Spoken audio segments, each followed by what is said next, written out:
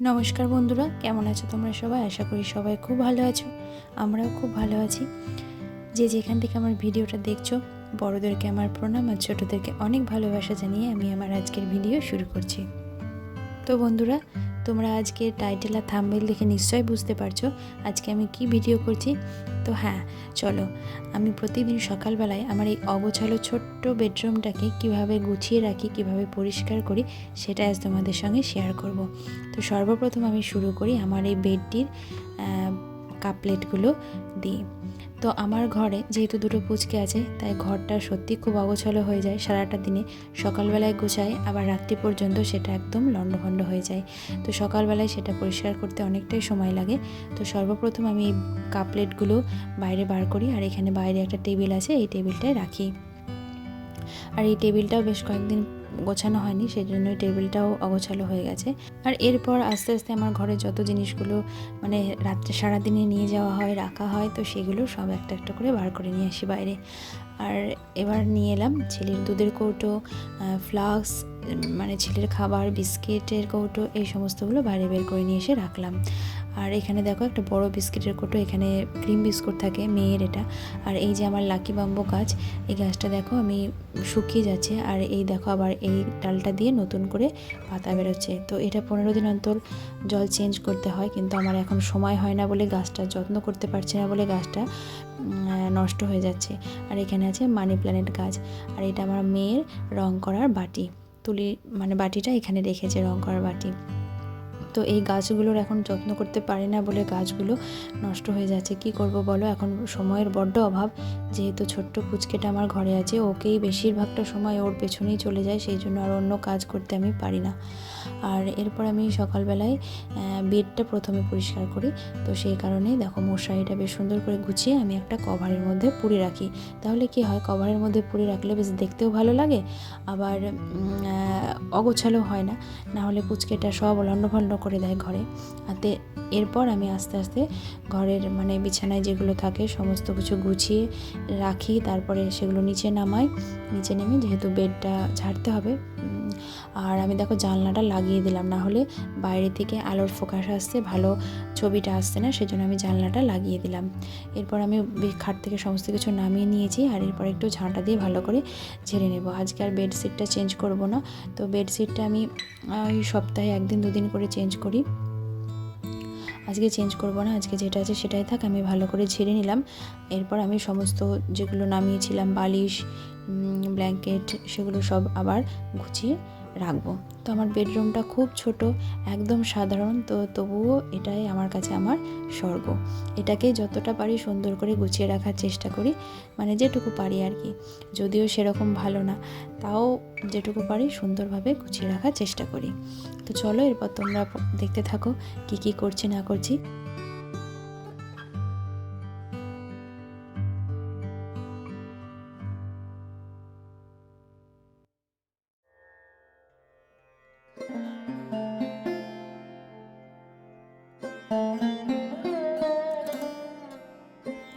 এরপর আমি চলে আসলাম ড্রেসিং টেবিলটা পরিষ্কার করতে। বেডটা হয়ে গেছে মোটামুটি, এরপর ড্রেসিং টেবিলটা পরিষ্কার করে নিচ্ছি। আর এই যে ঝুড়িটা দেখছো, এই ঝুড়িটা আমার ছেলে নিয়ে প্রতিদিন খেলা করে। তো ঝুড়িটা এখানে ড্রেসিং টেবিলের ওপরেই থাকে, আর এখানে সমস্ত টুকিটাকি সাজের জিনিসগুলো রাখা থাকে। তো আমি এখন এগুলো এখনও পর্যন্ত সাজিয়ে রাখতে পারছি, কিন্তু জানি না আর কয়েকদিন পরে সেগুলো পারবো কিনা। কারণ আমার পুচকেটা বড় হচ্ছে আস্তে আস্তে, ও দাঁড়াতে শিখছে, হাঁটতে শিখছে। ও যখনই হাঁটতে শিখবে তখনই কিন্তু এগুলো আর এখানে রাখতে দেবে না। ড্রেসিং টেবিলের উপরে এগুলো এত সুন্দর করে সাজিয়ে রাখছি, সেগুলো আর রাখতে দেবে না। তো তখন আবার এগুলোর অন্যরকম ব্যবস্থা করতে হবে, মানে অন্য জায়গায় রাখতে হবে আর কি। ড্রেসিং টেবিলটা পুরো ফাঁকা করে দিতে হবে, নাহলে ও সব ফেলে দেবে।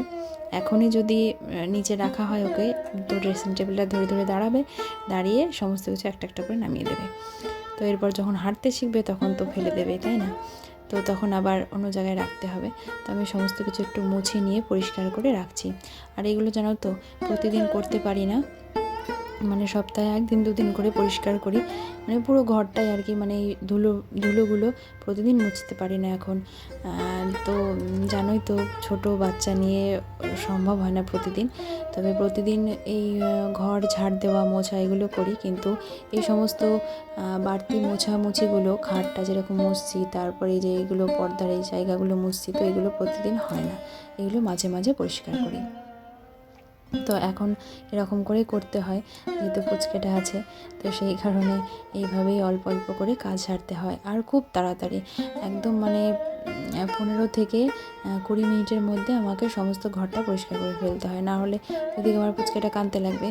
এখন হয়তো ওর বাবার কাছে থাকে, না হলে ঠামির কাছে থাকে, তো এইটুকু টাইমের মধ্যে আমাকে ঘরটা, পুরো বেডরুমটা আমাকে পরিষ্কার করে ফেলতে হয়। তারপরে তো অন্য কাজ আছেই। তো যত তাড়াতাড়ি সম্ভব, যত স্পিডে করা সম্ভব, তত স্পিডে আমি কাজ করতে থাকি।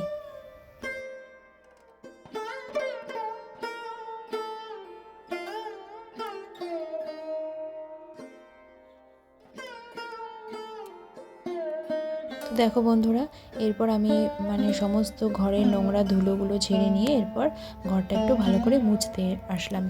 তো আমি এইভাবে কাপড় দিয়ে বসে বসে মুছি, কারণ লাঠি দিয়ে মুছলে আমার মনে হয় ঠিকমতো পরিষ্কার হয় না। তো সেই কারণে আমি এরকম কাপড় দিয়ে এভাবেই মুছি।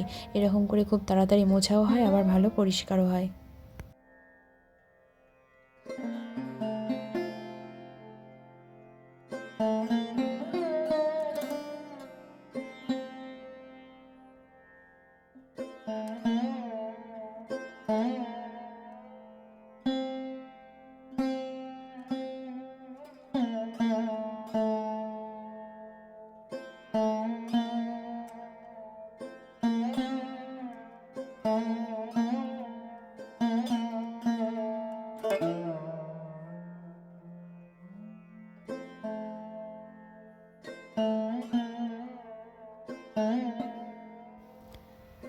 দেখো বন্ধুরা, আমার ঘরটা পুরোপুরি গোছানো কমপ্লিট, আর এখন কত সুন্দর লাগছে ঘরটা দেখতে। তো প্রথমে তোমাদেরকে দেখিয়েছি কীরকম অগোছালো লাগছিল, আর এখন দেখো কত সুন্দর পরিষ্কার, খুব সুন্দর লাগছে দেখতে। প্রতিদিন সকালবেলায় এইভাবেই আমি আমার বেডরুমটাকে সুন্দর করে গুছিয়ে নিই, পরিষ্কার করে নিই।